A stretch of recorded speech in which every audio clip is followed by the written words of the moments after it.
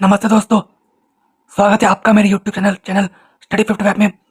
तो आज हम पढ़ेंगे भारत का भौतिक स्वरूप। तो जिसमें हम आज पढ़ेंगे उत्तर भारत का विशाल विशाल मैदान। तो आइए शुरू करते हैं। उत्तर भारत का विशाल मैदान।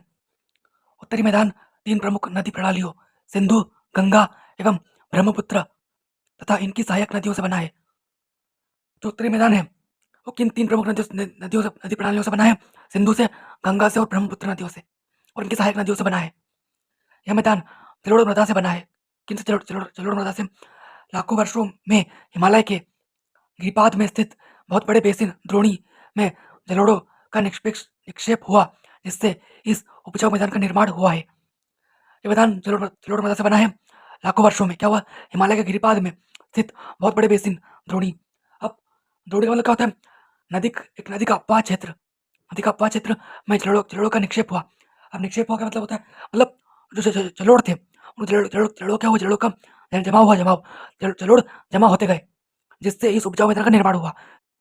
इसका विस्तार 7 लाख वर्ग किलोमीटर के क्षेत्र पर है। यह मैदान 2400 किलोमीटर लंबा एवं 240 से 320 किलोमीटर चौड़ा है। तो जो ये देखिए आप, उत्तर भारत का मैदान, ये देखिए हरा रंग का, ये है बिंदु बिंदु बनी है, ये उत्तर भारत का विशाल मैदान है। तो उसका आप देखिए 7 लाख वर्ग किलोमीटर क्षेत्र पर है। आपको दिख रहा होगा कितना बड़ा है, 7 लाख वर्ग किलोमीटर के क्षेत्र पर है। ये मैदान 2400 किलोमीटर लंबा है। देख लीजिए आप कितना लंबा है, 2400 किलोमीटर लंबा है। चौड़ाई कितनी है? तो 240 से लेकर 320 किलोमीटर तक की चौड़ाई है।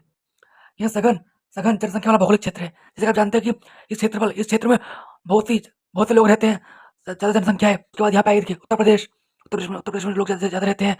और फिर बिहार में भी, और बंगाल, पश्चिम बंगाल, यहाँ पे ज़्यादा लोग रहते हैं। तो यहाँ पे ज़्यादा जनसंख्या है। समृद्ध मृदा आवरण, पर्याप्त पानी की उपलब्धता है एवं अनुकूल जलवायु के कारण कृषि की दृष्टि से यहाँ भारत का अत्यधिक अत्यधिक उत्पादक क्षेत्र है। जैसे कि आप जानते हैं कि यहाँ पे क्या है, जो मिट्टी है वो बहुत समृद्ध है, सबसे अच्छी है। माफ कीजिए, समृद्ध हो गया मगर समृद्ध है ना। समृद्ध समृद्ध मृदा आवरण समृद्ध है। पर्याप्त पानी की उपलब्धता है, मतलब पानी जो पर्याप्त है वो क्या, पे आप जानते हैं नदियाँ बहती है, जैसे गंगा नदी बहती है, गंगा यमुना नदी बहती है, पानी बहुत है। एवं अनुकूल जलवायु भी ठीक ठाक है। जलवायु भी अच्छा है के कारण कृषि की दृष्टि से ये भारत का अत्यधिक उत्पादक क्षेत्र है। उत्तरी पर्वतों से आने वाली नदियां निक्षेपण कार्य में लगी है। नदी के निचले भागों में ढाल कम होने के कारण नदी की गति कम हो जाती है, जिसके परिणाम स्वरूप नदी द्वीपों का निर्माण होता है। जैसे कि आप जानते हैं कि उत्तरी पर्वत है, वहाँ क्या होता है, पर्वतों से आने वाली नदियां निक्षेपण कार्य में लगी है। अब जो नदियां हैं वो क्या होता है, पर्वतों से गिरती है, पर्वतों से नीचे नीचे आती है। तो निक्षेपण कार्यों में मतलब क्या होता है कि नदियों में क्या, नदी जब अपना नीचे आती है तो अपने साथ में कंकड़ भी लाती है, कंकड़ पत्थर भी लाती है। तो जब वो कंकड़ पत्थर लाती है तो जमीन पे वो कंकड़ पत्थर जमा कर देती है। तो इनसे जमीन जमीन का क्या होता है, जमीन उपजाऊ हो जाती है। जब बाढ़ आती है तब ऐसा ही कार्य होता है, इसकी वजह से हमारी जमीन उपजाऊ हो जाती है। नदी के निचले भागों में ढाल कम होने के कारण कारण नदी की गति कम हो जाती है।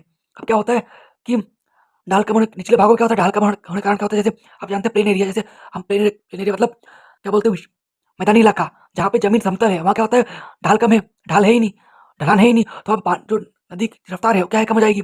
इसके परिणाम से क्या होता है, नदी द्वीपों का निर्माण होता है। मैं आपको बताता हूँ कि नदी द्वीप क्या होते हैं। ये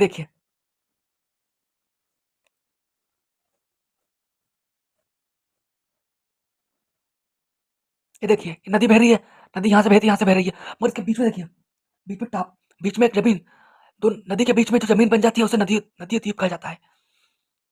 तो ये होता है।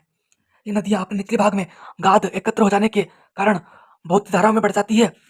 इन धाराओं को वितरिकाएँ कहा जाता है।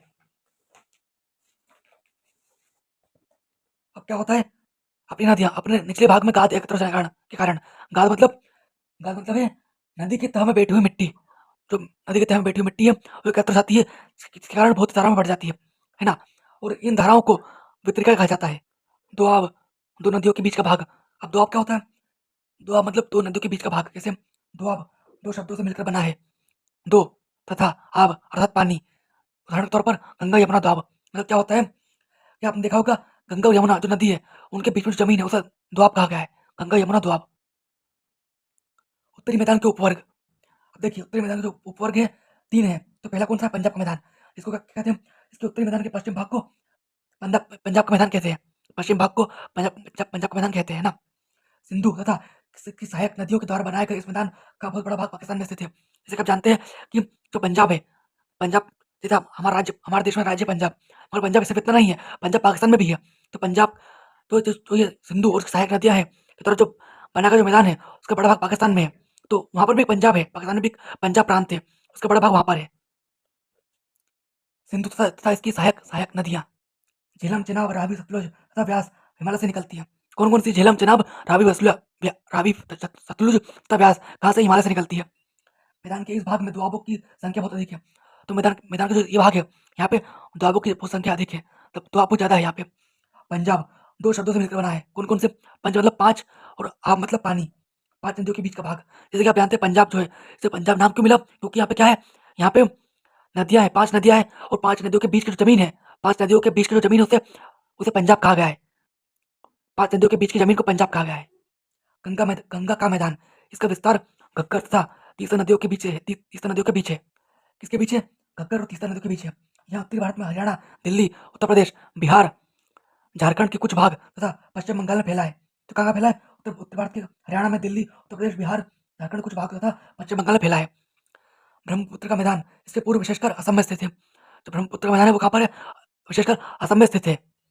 ब्रह्मपुत्र का मैदान, इसे असम घाटी या असम मैदान भी कहा जाता है।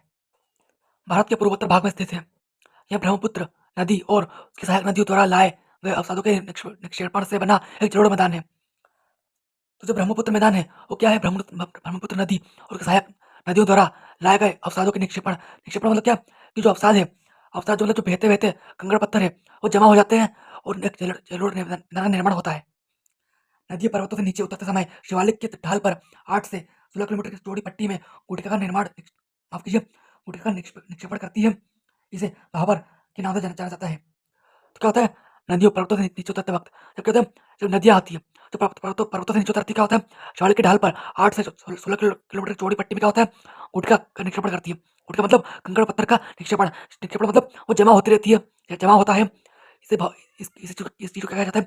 इस जमीन को क्या कहा जाता है? इस जमीन को भाबर के नाम से जाना जाता है। सभी सरिताएं इस भाबर पट्टी में विलुप्त हो जाती है। सरिता मतलब धारा, तो सभी धारा आती है वो भाबर पट्टी में विलुप्त हो जाती है। इस पट्टी के दक्षिण में ये सरिताएं एवं नदियां पूर्ण निकल आती है। नम नम तथा दलदली क्षेत्र का निर्माण करती है, जिसे तराई कहा जाता है। तो उस पट्टी के दक्षिण में क्या होता है? सरिताएं वापस और नदियां पूर्ण निकल आती है, वापस दिखने लग जाती है, नम तथा दलदली क्षेत्र का निर्माण करती है। नमी और दलदली क्षेत्र का निर्माण करती है, और जिसे तराई कहा जाता है। यह वन्य प्राणियों से भरा घने जंगलों का क्षेत्र था। पहले क्या था? ये वन्य प्राणियों से भरा जंगल का क्षेत्र था, घने जंगलों का क्षेत्र था। बंटवारे के बाद पाकिस्तान से आए शरणार्थियों को कृषि योग्य भूमि उपलब्ध कराने के लिए इस जंगल काटा जा चुका है। तो जब बंटवारा हुआ, क्या हुआ? बंटवारा हुआ तो पाकिस्तान से भी शरणार्थी आए हमारे देश में, तो उनको योग्य कृषि भूमि उपलब्ध कराने के लिए इस जंगलों को काटा जा चुका है। उत्तरी मैदान का सबसे विशालतम भाग पुराने जलोढ़ का बना है। तो जो उत्तरी मैदान का सबसे विशालतम भाग है वो पुराने जलोढ़ का बना है ना। उत्तरीयन वे नदियों के बाढ़ वाले मैदान के ऊपर स्थित है तथा वेदिका जैसे आकृति प्रदर्शित करते हैं। इस भाग को भांगर के नाम से जाना जाता है। इस क्षेत्र की मृदा में चूनेदार निक्षेप पाए जाते हैं, जिसे स्थानीय भाषा में कंकड़ कहा जाता है। तो क्या है? वे नदियों के बाढ़ वाले मैदान के ऊपर स्थित है तथा वेदिका जैसे आकर्षित प्रदर्शित करते हैं। इस भाग को भांगर के नाम से जाना जाता है। इस क्षेत्र की मृदा में चूनेदार निक्षेप पाए जाते हैं। निक्षेप मतलब इस मृदा में मतलब चूनेदार निक्षेप मतलब जो कंकड़ पत्थर है उसे निक्षेप निक्षेप कहा गया है। जो कंकड़ पत्थर टूट फूट जाते हैं या बिखर जाते हैं, उनको निक्षेप कहा गया है, जिसे स्थानीय भाषा में कंकड़ कहा जाता है। बाढ़ वाले मैदानों के नए तथा युवा निक्षेपों को खादर कहा जाता है। इनका लगभग प्रत्येक वर्ष पुनर्निर्माण होता है, इसलिए ये उपजाऊ होते हैं तथा गहन खेती के लिए आदर्श होते हैं। तो बाढ़ वाले मैदानों के नए तथा युवा निक्षेपों को खादर कहा जाता है। तो क्या होता है? जब बाढ़ आती है तो जो मैदानी इलाका है, जैसे हमारा उत्तर प्रदेश और बिहार, तो वहाँ क्या होता है? वहाँ पे नए तथा युवा निक्षेपों का निक्षेप मतलब जब क्या होता है, नदी बहती है तो जो कंकड़ पत्थर है और उनके टुकड़े टुकड़े हो जाते हैं, वो बिखर जाते हैं, तो इनसे निक्षेपों को खादर कहा जाता है। तो इनसे युवा निक्षेप आ जाते हैं, जिनको खादर खादर कहा जाता है। इनका लगभग प्रत्येक वर्ष पुनर्निर्माण होता है। जैसे कि हर साल बाढ़ आती है तो हर साल इनका पुनर्निर्माण, हर साल नए हो जाते हैं, इसलिए ये उपजाऊ होते हैं। तो क्या उपजाऊ होते हैं तथा गहन खेती के लिए आदर्श होते हैं, तो यहाँ पर अच्छी खेती भी होती है। तो दोस्तों ये था उत्तरी मैदान के बारे में जो मैंने आपको बताया। तो मैं अगले भाग में आपको ये था भारत का भौतिक स्वरूप का उत्तरी मैदान का भाग। मैं अगले भाग में आपको प्रायद्वीपीय पठार पठार के बारे में बताऊंगा। दोस्तों, अगर आपको एमपीपीएससी और यूपीएससी विषयों संबंधित वीडियो देखना अगर आप पसंद करते हैं तो हमारे चैनल स्टडी 55 सब्सक्राइब कर सकते हैं। अगर आपको ये वीडियो पसंद आया है तो लाइक कीजिए, शेयर कीजिए। Thanks for watching.